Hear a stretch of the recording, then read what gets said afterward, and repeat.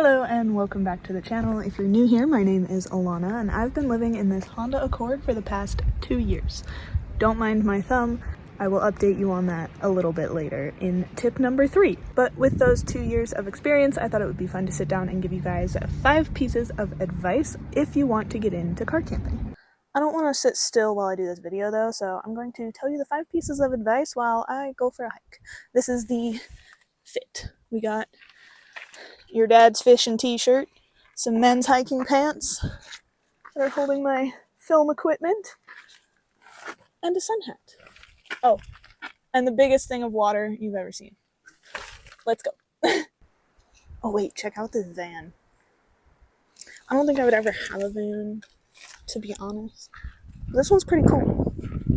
Okay, so tip number 1 is if you want to go car camping, just do it.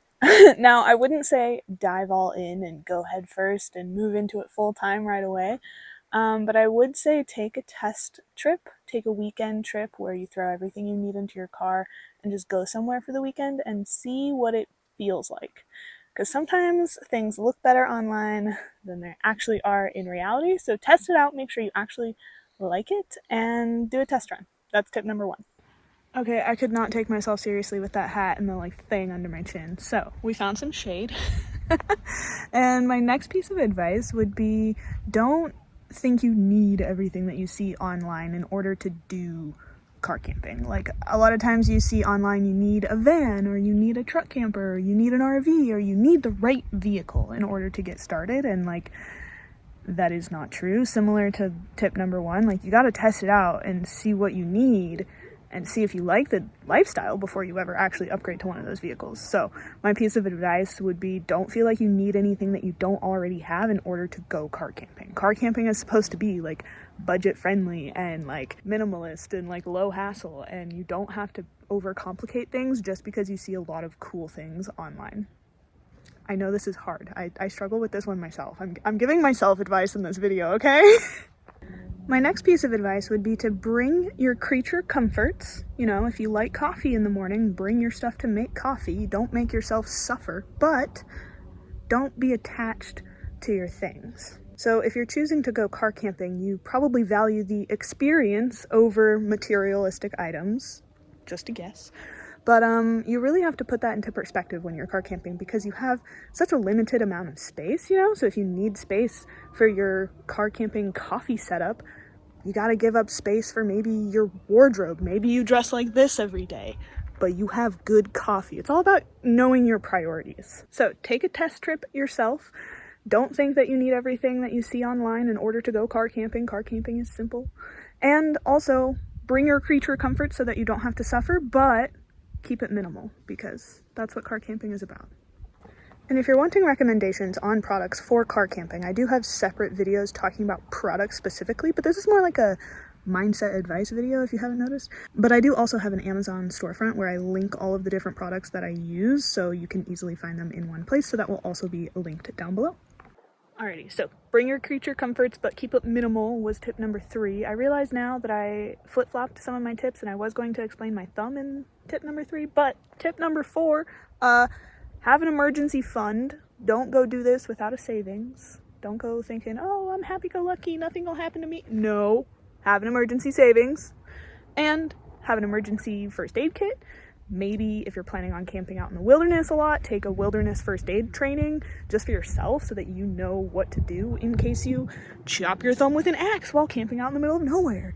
You really think that you're invincible, and then you have a situation that teaches you you're not. So be prepared for emergencies. Have a backup plan. Maybe have a radio satellite phone. Maybe have a really good first aid kit that has liquid stitch because mine did not.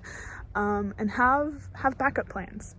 But also, don't get so hung up on your backup plans that you don't allow yourself to enjoy the moment as well. So I find a lot of times I'll be so anxious thinking well, what if something goes wrong, that I don't actually allow myself to enjoy what I'm doing. So you have to take a second and acknowledge yes, it is a reality that I could chop my thumb off with an axe.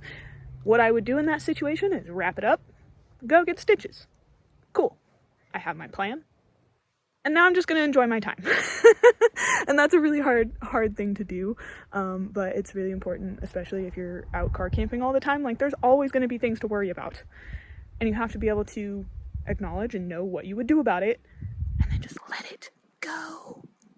But yeah, if you want the full story on what happened to my thumb, I will link the full oh, there's a good shot. I will link the full story time video in the cards here. Wow. Could be a hand model. Okay, sorry. Last piece of advice. Let's keep this going.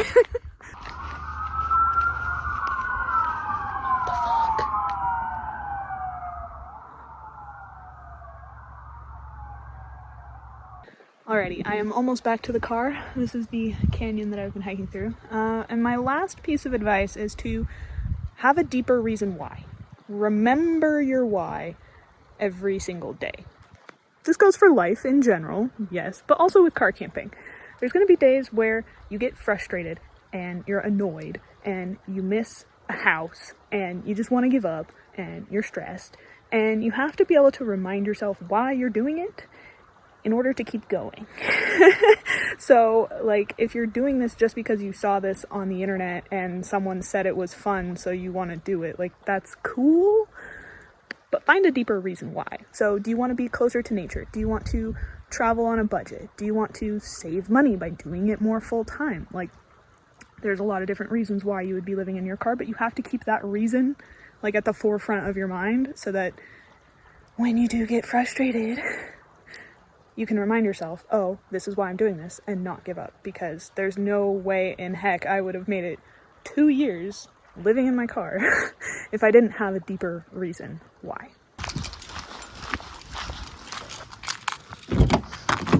Now, I will acknowledge that in addition to having a deeper reason why, you do need to have, like, financial stability and, like, a way to do this financially speaking.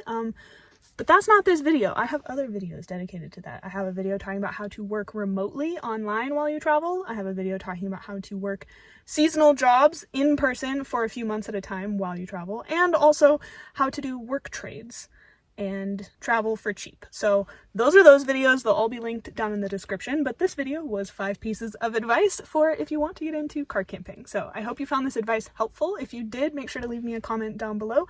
What are you most excited for when you get out on the road? And I hope to see you in my next video. Bye guys.